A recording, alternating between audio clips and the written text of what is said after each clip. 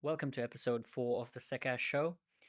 Today we talk to Claudio Contin. Claudio is a seasoned security professional based in Wellington with a strong background in programming and penetration testing. In today's episode, we talk about red teaming, and Claudio is one of the most experienced people to talk about red teaming with us. This will be a multi-part video series, so Claudio has gracefully accepted the offer to come back and talk to us about more cybersecurity topics in future.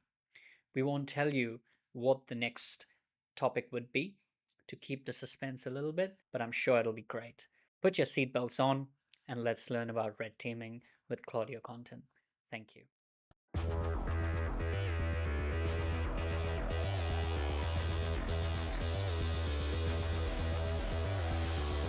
Claudio Contin, welcome to the SecAsh Show. How's it going? Thank you. Good. Thanks. How are you? Good. It's great to have you here today, Claudio. And just for the context of our viewers today, let me give them a bit of outline around what we're trying to talk about today. So, guys, we're going to talk about red teaming today. And obviously, Claudio would be one of the best people in the industry to talk about red teaming. And this is part of a multi-part series. We're not going to tell you what we're going to talk about in the next ones, but I'm really happy that Claudio has actually accepted the offer to come back again and be a speaker in the SecAsh Show. So thank you so much, Claudio, for that. You. So just before we jump into red teaming, Claudio, why don't you tell us a little bit about yourself, how you got into security, and why did you move to New Zealand? So, yeah. Cool. Yeah, my name is Claudio. I'm originally from Italy, so sorry for my accent. I'll try to be as clear as I can. So I grew up in Italy, of course, studied in Italy, studied in uni, IT, and kind of security master. During my studies, I kind of work as a developer and a bit of sysadmin stuff. So after my study, I kind of carry on down that path. So I've been working mainly as a developer, backend, with Java and PHP at the start, so mainly open source technologies. Then in 2007, I decided I kind of wanted to change, so I took my bags, moved to New Zealand, and I carry on working as a developer for the initial few years. Switched more into Ruby on Rails in my last few years as a developer. And my family and I one day decided to try to move to Sydney, so we lived in Sydney for a while, and for several reasons, we decided to come back to New Zealand. So when I come back, I decided I wanted a change. I kind of been a developer for about 12, 13 years. I wanted to do something new. Since I've studied security back in uni, I thought it might be a good time to come back to the country, start fresh, and I joined a company as a pen tester. So I've been a pen tester, red teamer since then, about 10 years ago. During my time, I started as a web application pen tester mainly, so that was kind of my specialty at the start. Whereas in the more recent year, I kind of moved more towards adversary simulation, Active Directory type of technology and upskilling in the area. I've done my certification during this year. I performed different type of research in different type of area in security. I presented my research at several conferences around the world, and here I am. Talking about conferences, in one of your talks, you mentioned that, yep, I don't know why I was in Australia, but I made it out alive. You still feel grateful that, yeah. No, we're happy here in New Zealand, predator free, which is amazing. So, Claudio, just to establish some context around red teaming, I thought we could start off with some, background knowledge of what is red teaming, how is it different from traditional pen testing, and differences between red teaming, blue teaming, and purple teaming, because these are some of the terms that we keep hearing now, right? So if you can explain what the differences are, and then we can probably go into more detail around some red teaming specifics. Yeah. So the term red team comes from the military. So during the Cold War, the United States used to run military simulation internally. So they used to call the red team, the kind of simulating the Soviet, okay? So they were kind of running this simulation to determine how resistant to potential attacks the military was at the time, right? So they used to call blue team, the United States part of the simulation, the defensive side of things, okay? In IT, red teaming and blue teaming has different meaning, even though kind of the concept is fairly similar. So red team usually means companies, people that perform adversary simulation against an organization. Okay, blue team usually is the organization kind of defensive side of things. So it can include the SOC team, for example. It can include threat intelligence. It can include people doing detectional response, kind of incident response, and so on and so on. Purple teaming is kind of a mix of the two terms. So when we talk about purple teaming, we refer to kind of a collaborative approach between the red team and the blue team. So in a kind of purple team activity, there is full collaboration between the two. So the blue team is fully aware of the activity happening. They work closely with the red team. And they kind of keep eyes on based on the red team activity. So the red team people will tell, hey, we are performing this type of attacks, for example. So the blue team will keep eye on their tooling, their monitoring, their detection to see if they're actually able to detect these kind of things. So that's kind of the difference. Whereas red team is, the company is not aware of the activity happening, apart from one or two people usually.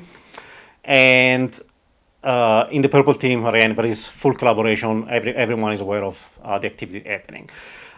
In terms of what's the main difference between red team and pen test, so pen test usually is an activity performed to identify as many issues as possible. A red team doesn't really focus on finding issues. Of course, during a red team, you can find issues, of course, but that's not what the main goal is. So usually the main goal of a red team is test an organization detection and response capabilities against real threats, okay? So that's usually what the main difference between the two is. Right. And how does red teaming fit into like the broader context of cybersecurity activities, right? So for example, we do GRC activities, we do pen testing, some organizations go through a cyber maturity uplift. How does red teaming fit in there? And basing on that question, I would say the follow-up would be, when do you know that a company is actually ready to go for a red teaming engagement? So typically a company that has never had a pen test done, for example, they are probably not going to get much value out of a red team. So usually red team are more towards companies that have done work in terms of uplifting their security. For example, they have built an internal SOC team, or they outsourced the SOC team to a third party. They have bought new monitoring tooling or new EDR or whatever you can think of. So they've reached a type of maturity level where they might be interested in actually testing these new tools or things they included in their uplifting program. Okay. So once a company has done that, they might be wanting to understand if the tooling and their people are capable enough of identifying, detecting, and especially responding to threats. Okay, so that's where a red team might come into real use for an organization. Right. So now that I have that context, I'll present you with a hypothetical situation, right? So I'm an organization. I've invested in some internal security tooling, some detection and response capabilities. I've outsourced some of my security to some of the vendors. And I've also got a goal in mind that, yep, these are my crown jewels. This is what I want to protect. And I come to you, Claudio, and I say, I want you to do a red team engagement, and I want you to target X service, which is one of our main services. How would you plan that red team engagement from start to finish? And I guess you could include this within your response. How would you decide on the time frame? Yeah. So scoping a red team is very, very dependent on the organization. You have organizations nowadays that might have only kind of infrastructure in the cloud and might be fully remote versus company that might have branches around the world or in the country and so on. So it's very, very dependent on the organization structure, how they operate. Company size can matter as well. But I guess the main thing would be when we scope red teaming is kind of understanding clearly from a client perspective what their main goal is. Of course, the main goal of the team typically is detection and response, okay? But they might have particular scenario they might want to test as well. So might be a bit broader than just detection or response. In terms of planning, again, we start from the scoping session. For example, budget is a big thing. A red team can be expensive. The red team usually take time. The way we tend to kind of recommend, if clients, for example, have budget issues, we tend to recommend to start from an assumed breach scenario perspective, where the client give us kind of a initial access start point in the network from a maybe domain joined computer, from a device implanted in the network, anything you can think of, right? Some other company might be interested to actually do a full scope red team, which include both phishing, potentially physical as well, if you have actual physical offices around the country and so on. So again, it's very, very dependent. But in most cases, a typical red team activity would start with some open source intelligent reconnaissance. So understanding who are the employees, who might be the weakest points of the company in terms of people. For example, commonly red teams used to tend to kind of target newly start people in a new company because they're usually not too well aware of what the procedures are, and they might be easier to phish or kind of trick to potentially run malware, for example. And again, in terms of planning the next phase, so let's pretend we have gained or we have been given access to the network from an assumed breach scenario perspective. From that point, it really, really depends on the actual network itself. Like you might have companies with flat network where everything is accessible. The domain is a man, for example, let's say they have Active Directory and they have low-hanging fruit where you can get domain admin with like 2 clicks type of things, versus mature organization where they have really good segmented network. They have good EDR, monitoring in place. So again, it really, really depends on the network and what you're facing. And once you're in, you kind of start planning the next phase. Of course, it doesn't matter what you do is you will make noise. It doesn't matter what you're trying to do. There is no 100% being stealthy. In a way or another, you will make noise. It's just a matter of trying to stay as stealthy as trying to blind in the business as usual in the network to kind of avoid detection.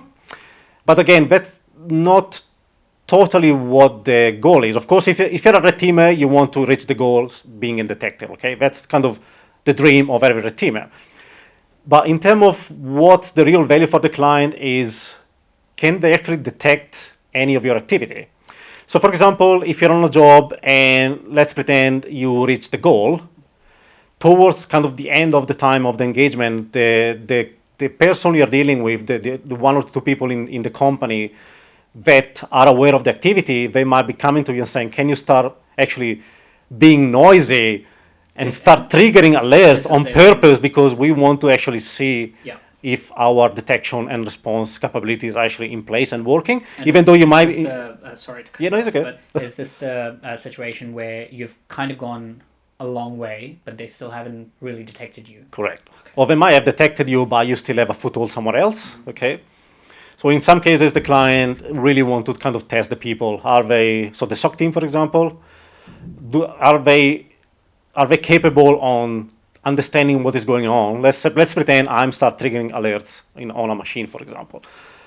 Are they capable or are they understanding what the real threat is, what is happening here, what type of alerts are triggering, or are they purely relying on tooling to kind of stop the activity rather than jumping on and saying, hey, this machine might have been compromised, let's isolate it, take it out of the network and do some incident response, okay? So that's a real value for a client, for a company. And again, that's at the end of the day, that's what you're really testing, right? So yeah, at the end of the activity, if you're being undetected, that's what the usually client will ask you. Start making noise, and I want to see what's happening from here. Right? Yep.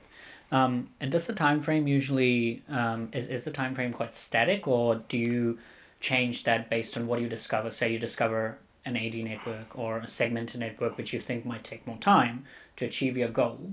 How do you go around doing that? The timing is, of course, an issue. As you can imagine, a real threat actor might have a limited time or potential limited time. As a red teamer, you don't have that. Okay, you might have agreed to work, for example, let's say 5 weeks time in total, or whatever you agree with the client. So if you reach a point where you might think you might need more time, you can always talk to your contact, so the client, and say, hey, we think that if we add more time from this point on, we could achieve this, and that. So the client might actually give you either access or might give you tips on say, hey, from the point you are at, you might be looking at jumping on this machine, for example. And from there, I can tell you you have access to this embed. So they might actually give you a hint in terms of saving time, saving cost, and try to actually achieve the goal rather than just waste. No, it's not really wasting time, but as you can imagine, enumeration and reconnaissance takes time, especially if you're trying to be stealthy. It is a slow, Very and slow. so those factors come into place. So that's where you kind of have to kind of take a decision saying, talk to the client, say where we're at, what do you want to do next. The client might just say, hey, I think it's enough what we've done now, let's stop here, or rather carry on and I can tell you do this, and this a bit. Okay. That's usually what happens in real Right. work. Yeah. Yep. Obviously, budget and time frames, those are like main issues, but if it's an actual threat, as you said, there might be they might have infinite time to like be in the network, observe and attack when Correct. needed. Threats, Claudio. If you can describe and classify what threats are in a real world scenario, like what kind of threats are we looking at? We generalize it by internet hackers, but in your experience and from your knowledge, what are the threats that we should be or organizations should be concerned about? Yeah, there are probably, I would say, generalizing at a high level, probably four type of different threats. Again, purely my opinion. So you might be dealing with financially motivated attackers, and those are usually the ones that they might gain some type of initial access in your network, and they will be going very fast and very hard.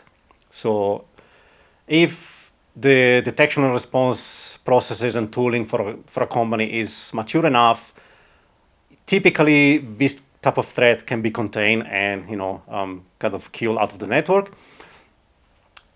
If that's not the case, if you have very bad misconfigured Active Directory type of things, these can be very, very hard to stop because, again, they usually go for plenty of organization. It doesn't matter who they are. At the end of the day, they want to deploy probably ransomware. They want to ask you money afterward, okay?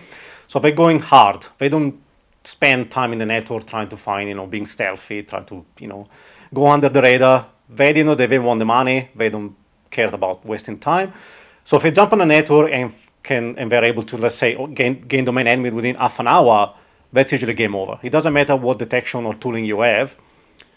If you have very badly misconfigured networks, these type of threats can bring you down very fast. Other threats can be competitors. Competitors, all they do can be a DDoS attack, or it can be stealing secrets, right? So at the end of the day, a competitor might try to kill you out of the market, potentially create a monopoly, for example, in the market. Other threats might be after PII, personal data. What you can do with personal data nowadays, go on the dark web and sell it and get the money. And the fourth, and probably the hardest one to detect or to protect against, are nation state. Nation state are usually the ones that have nearly unlimited budget. They don't risk any legal issue because the country, the state they operate from, they are backed up by them. And they are not interested in money. They are not interested of getting caught. They might be sitting in a network for months, collecting data, going slow, and I don't know what the goal is. It's really dependent on the actual nation, of course, but those, in terms of kind of detection or response, those are typically the hard one because sometimes they might be sitting on ODAs as well. They might be sitting on vulnerabilities that no one else is aware. They know about it. They have an exploit for it. They do not publish it publicly. They do not, report it to the vendor. They keep it for themselves. They're in the network. They have capability. They have budget. They don't care about legal repercussion, and they're there. They can stay there for a long time. And again, because they're usually quite slow and quite stealthy, means that they're typically very, very hard to be detected as well. Geopolitically speaking, obviously there's quite a bit going on in the world right now, with some of the neighbors fighting each other. Do you think a lot of nation state sponsored or state sponsored cyber activity is going on in those attacks. Obviously, they won't admit to it, but do you reckon that's going on, or has that been going on since the time that these sort of surveillance activities or attacks have come in? Yeah, I think since the computer have been interconnected, I think it's never stopped since then. And again, we would never know. So Potentially, yeah. Okay. That's a good overview of threats. That kind of brings us into the next topic of techniques around red teaming. So we always we associate the term TTP with red team operations or red teaming. Whenever I googled red teaming, the first thing that came up was TTPs and the MITRE attack framework and stuff. So can you explain, Claudio, what TTPs are and how are they relevant? And I'm opening the floor to you now to take us through the journey of, understanding in more detail and give as much context as you want. But yeah, it's all yours. So TTP stands for tactic, technique, and procedure. So as you mentioned, the MITRE attack framework. So what it is a framework of kind of known various techniques and procedure used by adversaries. Okay. So what a tactic is, tactic usually is what you're trying to achieve. For example, are you trying to gain initial access into a network? Are you trying to perform lateral movement? So those are what the tactics are. The techniques is how do you actually do this? For example, initial access could be phishing. Let's say a company has VPN access. You could phish to MFA, gain access that way.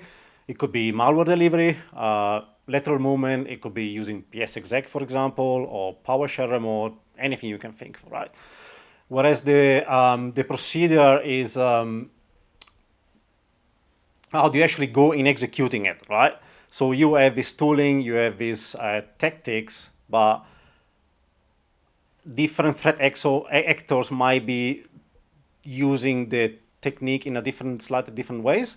So the MITRE attack framework is really good in terms of understanding the flow of action in order to kind of determine it could be a known threat actor, for example.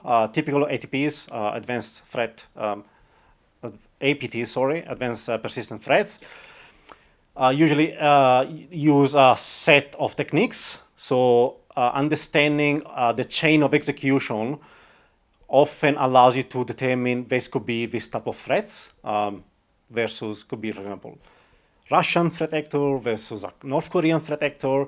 They might be using different tooling, different techniques, and so on. So having this kind of framework allows you to kind of differentiate or understanding what you're facing as a defender, right? Okay.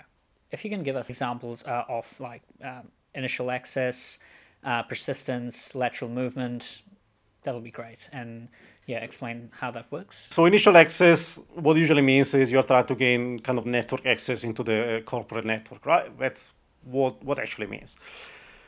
So there are a lot of different ways that you could achieve the same goal. Some, as I mentioned, some nation state of advanced threats might be using ODAs, might be setting up vulnerabilities that no one else is aware of. So they might be exploiting those in order to gain access. Other things, phishing, as I mentioned, could be phishing for credential, phishing for malware delivery.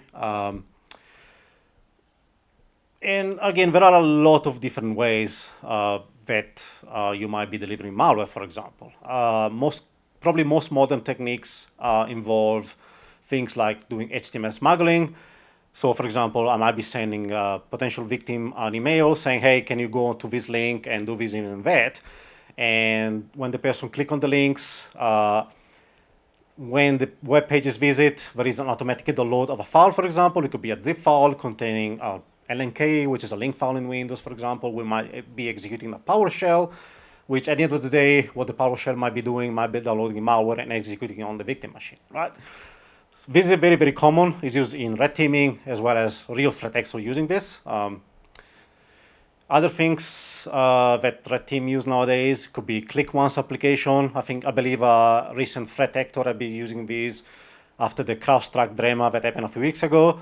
So what they did is they kind of took a chance of saying, hey, I pretend to be CrowdStrike. I'm sending this link to these victims. And what the link was nothing else than a click once application. So a click once application is nothing more than a .NET executable with a bunch of DLL. So when you go to a web page, the browser automatically downloads this app and executes it for you. Other things, evil jinx, for example, for credential, very, very commonly used both from red teamers and threat actor, sadly. Some older ones that nowadays are kind of not really working anymore, like OneNote was very big until probably last year, but because now it's become such a very well-known technique, I believe even Microsoft actually applies some mitigation, so it's not really a technique anymore. You can't really get initial access via kind of delivering malware using OneNote anymore. So other things, thermal lateral movement, persistence, again, really depend on what the goal is, especially if you're on a red team. You might be doing lateral movement. For example, let's say you compromise an account that might have the local admin on some other machine. So you might be looking at, for example, running executable, psexec if it's enabled in the network. If it's legitimately using the network, you might be looking at that. You might be looking at services. If you have local admin on another machine, for example, you can register and start services remotely. So those are definitely valid techniques. Nothing stops you to fish more. So for example, let's say you end up in a network and you can't find any way to do lateral movement. Nothing stops you. So let's say you compromise a user. Let's say you have access to the user email. You might be using that account to perform phishing and fish as a user within the organization. So very, very common as well. Company might be using chats, Slack, or Teams. Very common channel for delivering malicious links, delivering malware. Definitely valid. Persistence, tricky question. There are a lot of different ways, especially on Windows land, to do persistence, which is crazy. You might be looking at simple things like scheduled tasks, startup, autorun, startup folder, and so on. If you have local admin on a machine, you might be looking at registering a service, for example. I'm not saying any of those things are stealthy. Some of them are, depending on how you do it. Some of them are very noisy. In terms of data exfiltration, that's very tricky because, to be fair, I never really came across a lot of companies that monitor network traffic. If the company does, and you are trying to prove the point that you can exfiltrate data, what you might be doing very slow type of data exfil. It could be DNS based, for example, or if you can do like, let's say the company use, for example, OneDrive or Dropbox legitimately, like within the company, you might be looking just using this type of solution to kind of copy data to your own account and kind of exfil data that way. Right? Yeah. So yeah, it really depends on the company and trying to kind of blind in the traffic type of thing, really. So as a red teamer, obviously, it is you have to sort of at least form a mind map of all the different possibilities that you can come across once you discover a point, and to sort of make a decision on, yep, this is what I've discovered. Here are all the different things that I can do from that point based on what I have in front of me.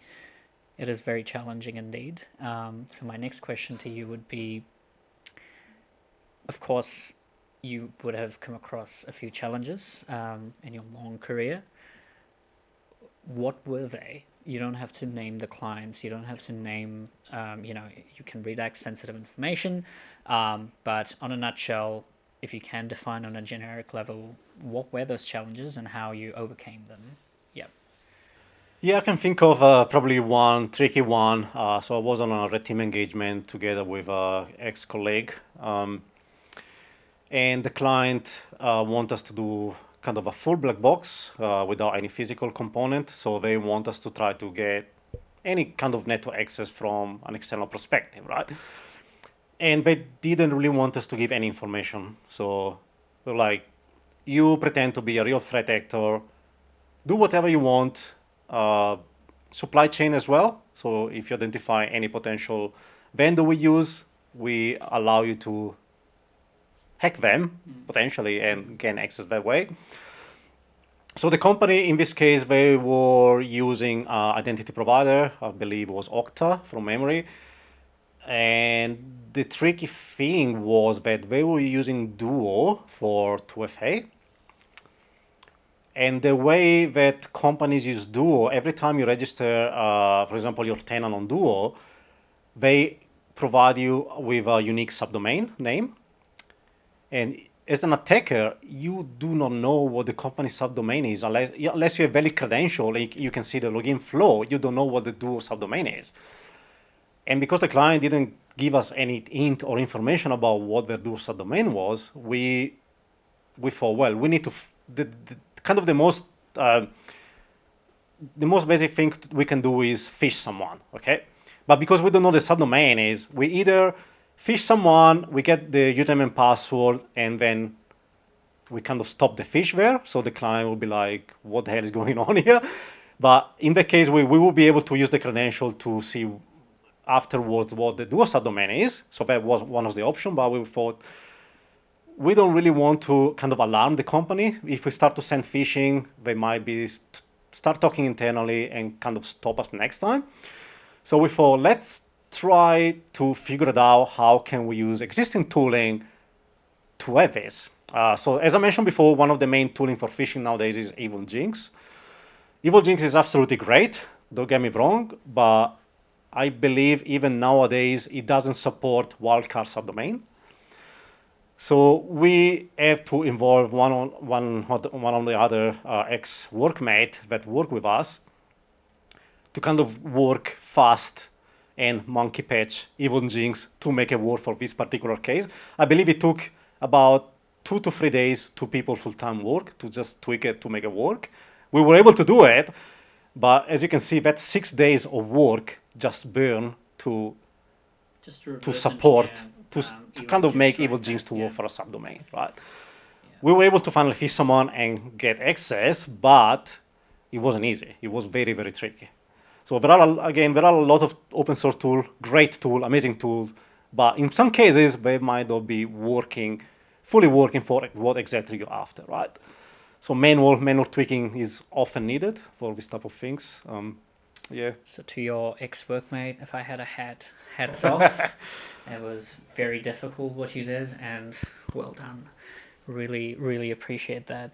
And thanks for sharing that, Claudio. That, obviously outlines how challenging red teaming actually is, because, you have to be sort of open to every possibility, and to be flexible around a lot of things, which kind of makes it a lot more harder and challenging than traditional pen testing in that aspect, because you got to keep your open mind, and on top of that, know your things at the time when you're conducting things.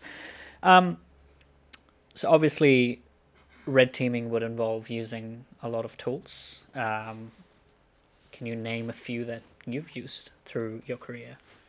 Yeah, I mean, in terms of tooling, I think red teaming is not just about the tooling. Like you said, it's more about awareness and knowing what the tool does rather than using the actual tool, if it makes sense. I mean, I've been on kind of engagement, some not really full red team, but kind of a mix of things. I even use Metasploit. For example, I was on a job a while ago. It wasn't a full red team. I wasn't trying to be stealthy, but it was a power company, of course, I can name. It wasn't a New Zealand one, it was overseas power company. And they asked us to, hey, with VPN access to our corporate, can you actually gain access to SCADA? So that's what their main worry was, right? SCADA is always the big thing, right? That's the main thing for a power company, right? Yeah. Substation networks and stuff. And I remember we got like domain admin on the first half day. And what we literally did is we ran Metasploit. You might be laughing, this still maybe 3-4 years ago. It wasn't detected. We ran Metasploit. We got a reverse shell on one of the SCADA operator laptop. which had full unrestricted outbound access, internet access, which was kind of scary, and that gave us straight SCADA access. And they had I think there's some ADR, I can't remember what it was, but didn't stop or detect anything. Other common tools, CobbleStrike is probably one of the most known and heard of. And for that reason, is also one of the most signature, to be fair. I don't use CobbleStrike myself, but I heard people recently, in the recent months and years, saying it can be challenging using CobbleStrike because based on the fact that it's very, very well signaled nowadays. There are a lot of more and more tooling coming up, paid tools as well, things like Nighthawk or BruteRotel. And I've seen some recent paid C2 as well coming up. So I can tell there is this trend of more and more kind of closed source targeted tools made available for red team, which in most cases they are fairly expensive as well. Other things for tooling, as I say, phishing, Evil Jinx is a big one. Teams, legitimate tool, but it can be very helpful for phishing, funny enough. Cuddlefish is one I tried very recently, as I think is developed by some consultant at SpectreOps, which are one of the top company doing kind of red teaming and adversary simulation.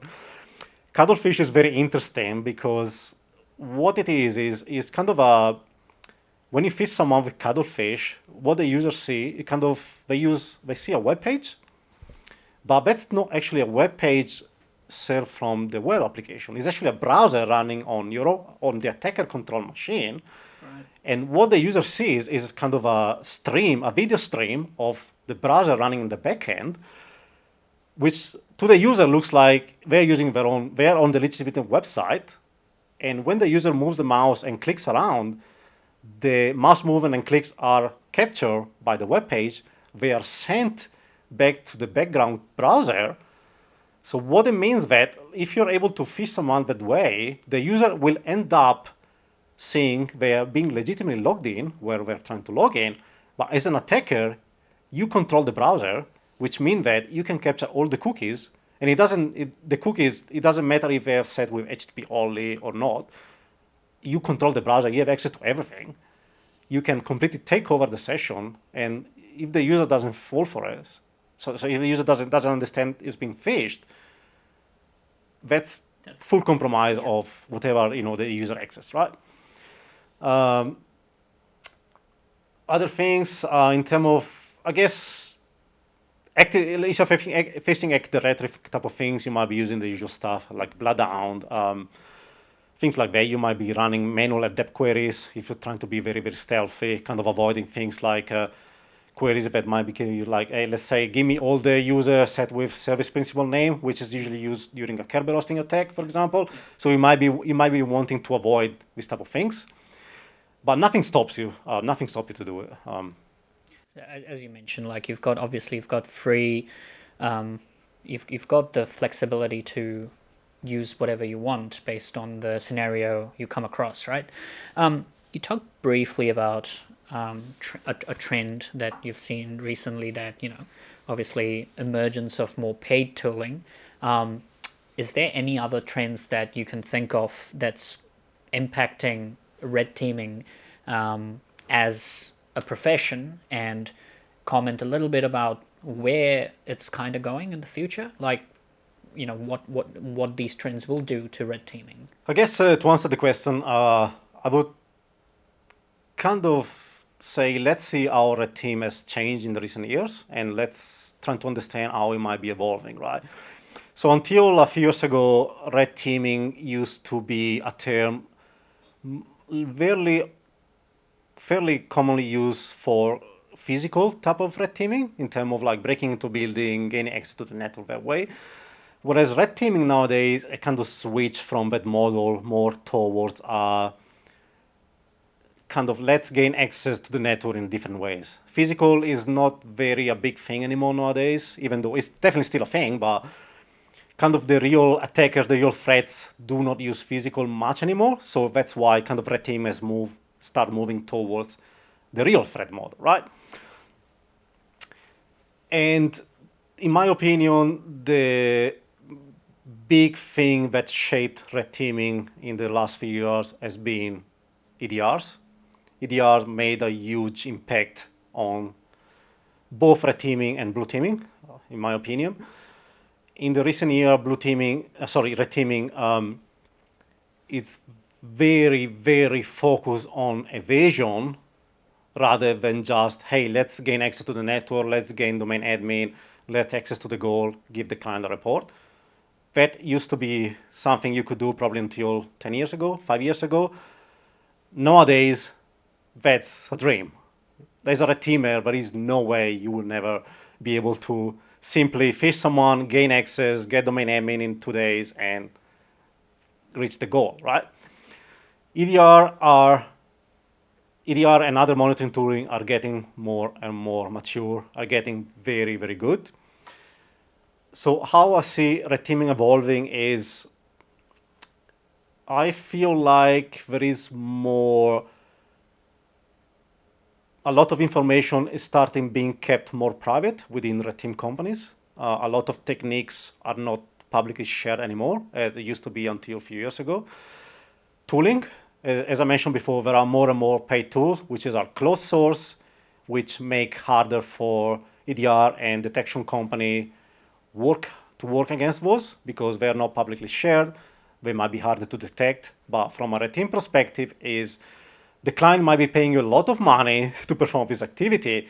They might expecting to get some result from your perspective, from an attacker perspective, right?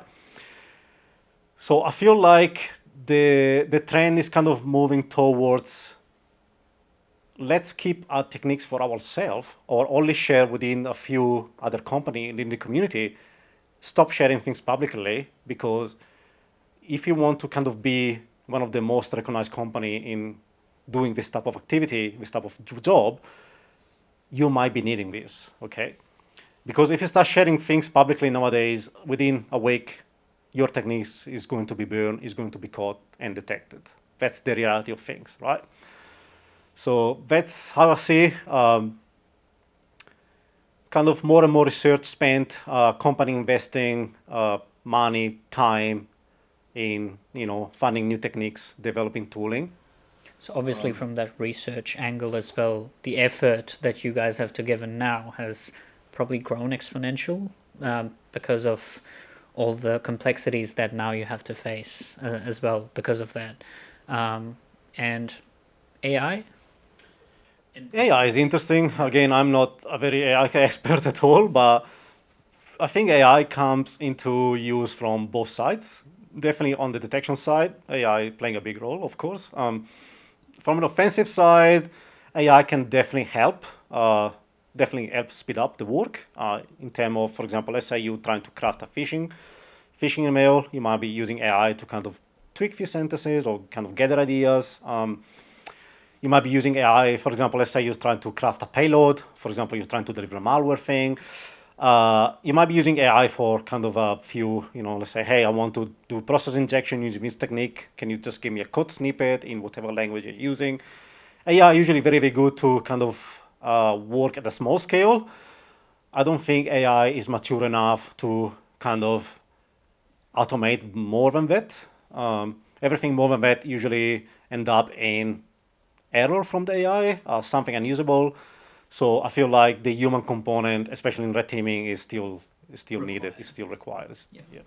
Otherwise, you'll be a victim of AI hallucination, and oh my god, it's a thing. Hopefully, that gets resolved in the next few years when AI gets to the point where we actually think it is right now. Not going to comment much on that right now. But so Claudio, you talked about obviously some of the things that you've noticed in your red teaming engagements with clients before. If you had to make a list of, say, top 4 or top 5 common things or common mistakes that you've seen organizations make, that you've relatively come across like very commonly, what would they be in your experience? I think in purely my experience again might be different from others, but in some circumstances, I feel like a lot of companies I dealt with, they tend to rely too much on tooling. So we mentioned before, some company might, they might have done an uplifting program. They might feel like, okay, we got EDR, we might have monitoring in place, we have a SOC team. They might be feeling, okay, we are ready for this, but deploying a tool is not enough. I've been on kind of adversary simulation where we could, for example, perform Kerberos attack, run Bloodhound without any stealth option, going hard. The client relying a lot on tooling, they could not detect a single thing. So I feel like you deploy your tooling, that's not enough. You need to tweak the tooling. You need to understand what your threats are. You need to improve the monitoring. You need to look at the logs. And that's where you actually start maturing, because the tool can only do as, can only do some, but they can't be covering absolutely everything. So that's where, in my opinion, that's just the start of the journey for a company in terms of uplifting the security, right? Other things, of course, you mentioned password. Sadly, that's the reality. Even Microsoft recently got kind of hacked on some of their Azure tenancy via one of, I think it was a legacy account they forgot, which had a very weak password without MFA enabled, which kind of had some privileges on the actual Microsoft production network in Azure. That's how the attacker managed to pivot into Microsoft. I believe they stole some certificate. I can't remember the exact story, but it's not just smaller company that might be affected by this. It can be big companies. It can be everyone. Okay. Other things, Active Directory, sadly, is still a thing. A lot of misconfiguration, certificate services abuse, usual stuff. Really, they are still very prevalent.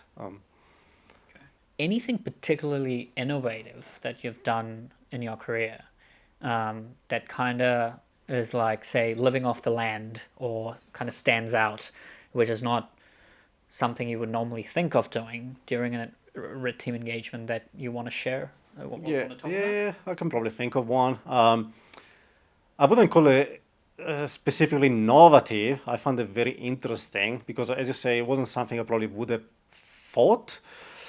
So for that particular engagement, we were working together with an actual red teamer of the organization itself. So this organization, fairly big organization, they had an internal red team person. So that person worked with us throughout the whole engagement. So what happened? We were able to kind of fish someone originally. We got access to their kind of, I think it was the HR system they had, which allow us to kind of download the full list of employees, email addresses, company structure, office location, and so on and so on.